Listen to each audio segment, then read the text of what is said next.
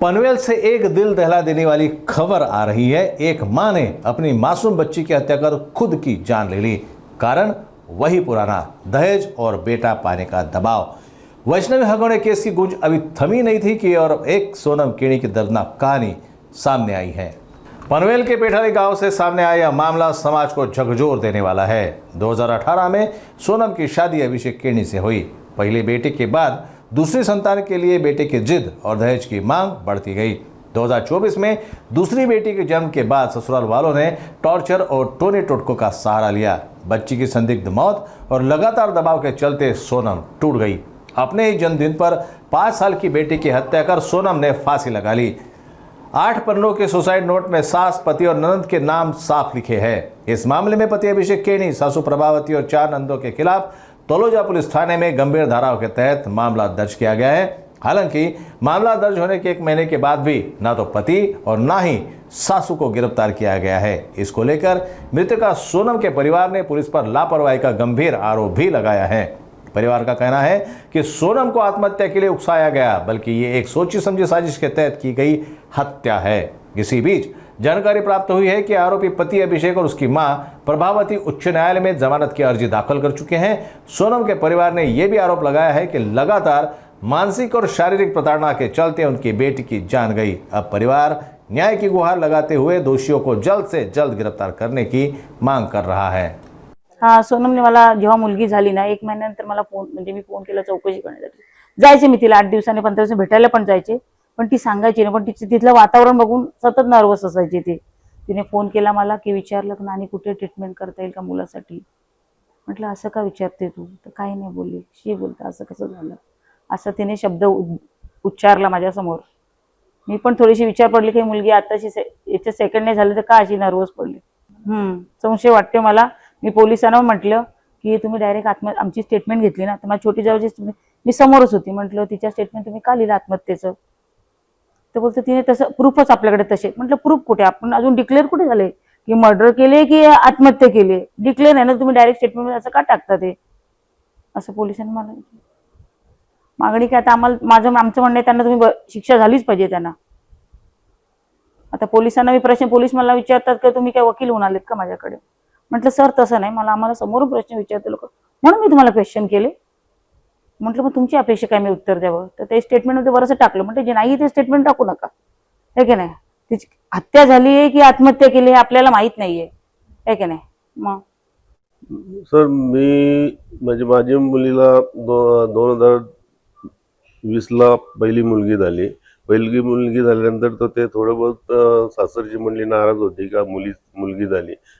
2023 पासून त्यांची स्टेटमेंट चालू झाली, कुठं तांत्रिक मांत्रिक इकडे तिकडे भक्तांकडे डॉक्टरांकडे, आणि मला सांगायचे इकडे जायला लागतं तिकडे जायला लागतं।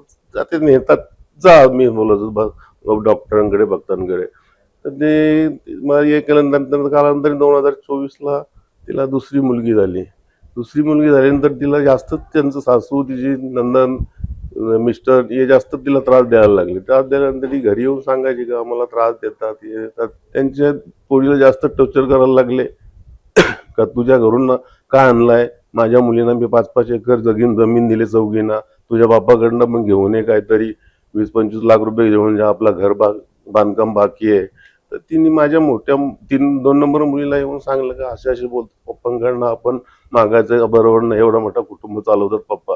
माझ्या कानावर त्याची लेट घातलं, पण मी त्याच्यावर लक्ष न दिलं नाही। ह्या 20-25 लाखामुळेच माझ्या मुलीचा जीव गेलाय हे मी आवर्जून सांगतोय।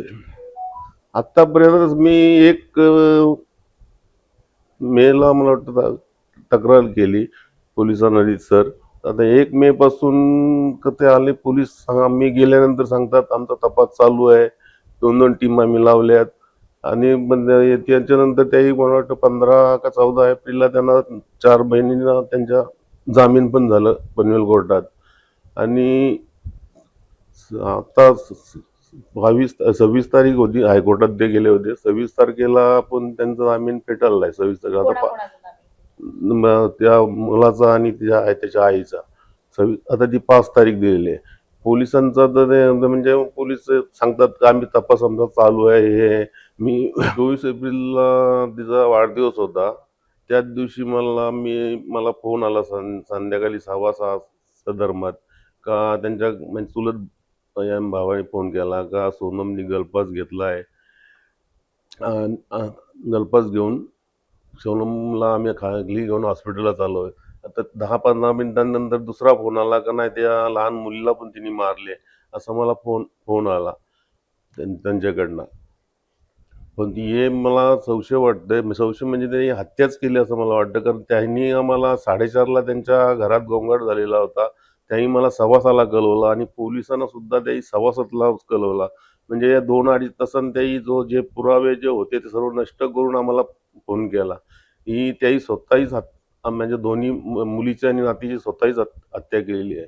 ही माझी बहीण सोनम अभिषेक केणी हिची 24 एप्रिल रोजीची एक्सपायर झाली. माझी बहिणीचं म्हणजे फक्त मुलगी नको मुलगा पाहिजे ह्या गोष्टीने जीवहानी झालेली आहे. कारण अक्षरशः तिच्या सेकंड बेबीज आहे. त्या टायमिंगला त्याची चान्स घेतली. त्यावेळेला 1-1.5 वर्ष तिच्या मुलगा व्हायसाठी ट्रीटमेंट चालू होती की मुलगा व्हायसाठी ट्रीटमेंट, आणि त्यांना कन्सिव्ह व्हायसाठी 1.5 वर्ष लागलं. हां, तिच्या काय झालं होतं, जेव्हा ती ट्रीटमेंट चालू होती तेव्हा सकाळी 10-10:30 वाजता ते खिचडी भात किंवा काय फ्रूट ते पपयाज फक्त खायचं होतं ते खायची, आणि 10-10:30 वाजता ते डॉक्टर बोलवायचे आणि तिच्या मांडीवर इंजेक्शन द्यायचे, आणि दुपारी परत घरी पाठवायचे. परत जेवण वगैरे झालं की 4-4:30 वाजता जायचं, नंतर डबल दुसऱ्या मांडीवर इंजेक्शन द्यायचे. पण मला खूप त्रास होतोय. ठीक आहे, राहू दे, जर एकदा कन्सिव्ह झाला मुलगा तर सुटून जाईल मी, अशा पद्धती. हां, ते भगत आणि ब्राह्मणांचं तर त्यांना खूप जास्त वेळ होतं, खूप अंधश्रद्धा. कारण तिची बहीण सांगायची की मुरबाड साईडला कुठे वणी, नाशिक अशा बऱ्याच ठिकाणी तिला फिरवलं, आणि ती घाबरायची, सांगायची आल्यावर की खूप जंगलात आहे, असं खूप आतमध्ये जंगलात नेतायत, मला भीती वाटते जायला. तर आम्ही म्हटलं की तुला नाही सहन होत तर तू बोल ना की नको हे ट्रीटमेंट, मला नाही सहन होते, मला आवडत नाही अंधश्रद्धा, ब्राह्मण भगत वगैरे. तर म्हणतात की नाही, हे कुठे तुला रेग्युलर करायचंय, एकदा मुलगा झाला की कुठे आपल्याला नेहमी नेहमी जायचंय, मुलगा झाला की नंतर बंद करूया आपण ही ट्रीटमेंट आणि अंधश्रद्धा ब्राह्मण वगैरे. मग तिचं सासू आणि नवऱ्याच्या पुढे काही चालतच नव्हतं की ठीक आहे ना, नेतायत तर आपण जावं पाठीपाठी. पण ती खूप कंटाळली होती या ब्राह्मण भगत आणि डॉक्टर ट्रीटमेंट ह्यासाठी. मुलासाठी खूप म्हणजे तिला त्रास दिला की मुलगा व्हायलाच पाहिजे. तिच्या सासूचं नेहमी की माझ्या मुली 4 आणि माझा भाऊ एकटाच आहे, मग त्याला मुलगा व्हायलाच पाहिजे ना, त्याचा वंश वाढायलाच पाहिजे ना, त्याच्यासाठी फक्त मुलगा हवाय हीच असायची तिची. आणि हे म्हणजे आत्महत्या मला तर नाहीच वाटत आहे. ऍक्च्युली हे सर्व त्यांनी बनावट करून तिची हत्याच घडवून आणली, कारण त्यांना मुली नको होत्या. पहिली पण मुलगी झाली, ती 4-4.5 वर्षाची होती, देवांश्री केणी, आणि आता दुसरी 2-2.5 महिन्याची मुलगी सुद्धा अचानकशी दूध प्यायली, आणि पाळण्यात सासूनी, त्यावेळेला पण सासूनीच पाहिली का तिची डेट झाली म्हणून. सासूच तिला सांगत आली की बाळ डेट झालंय, त्यावेळेला पण तिने नव्हती पाहिली, सासूच बघत आली. आणि मला हे तिथे पण संशय वाटतोय का मुलगी दूध प्यायली, खेळली आणि अचानक पाळण्यात कशी जाऊ शकते. आतापर्यंत अशी केसेस मी नाही पाहिलेले आहेत. तो पण संशय आहे का त्यांनी माझ्या बहिणीची आणि त्या मुलींचं दोघींचं माझ्या बहिणीचं अस्तित्वच संपवलंय. संशय म्हणजे आता कसं झालं, त्यांच्या स्टेटमेंट एकदम चुकीच्या यावं लागल्या. एकदा तिची सासू सांगते की मी आजूबाजूवाल्यांना बोलवली आणि मग तिला उतरवली.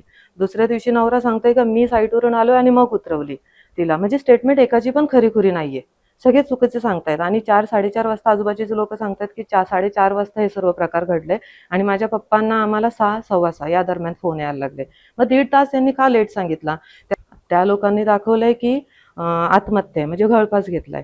आणि ऍक्च्युली जर ती भिंतीवर असं म्हणजे ती सांगतात की एकदा सांगतायत तिचा नवरा की औषध खाल्लंय आणि दिसतोय गळफास घेतलाय. मग ऍक्च्युली हा संशयच आहे ना. तुम्ही सांगताय की औषध खाल्लंय आणि पोस्टमॉर्टम मध्ये औषध कुठेच नाही आणि गळफास आहे. मग तो प्रकार, आणि ते अजून समोर आम्हाला माहितीच नाही का त्या दिवशी नेमकं घडलंय काय. ऍक्च्युली ते समोर आलेच नाही. 4-5 दिवसानंतर ते फरार झालेत, आणि अजूनपर्यंत पोलिसांनी त्यांना पोलीस कस्टडीमध्ये घेतलं सुद्धा नाही. पोलिसांना एवढा वेळ का लागतोय. वैष्णवी ताईचे जर आरोपी 2 दिवसात सापडतायत, तर हिच्या आरोपींना 1 महिना का लागलाय पकडायला. कुठेतरी कमी पडतायत ते.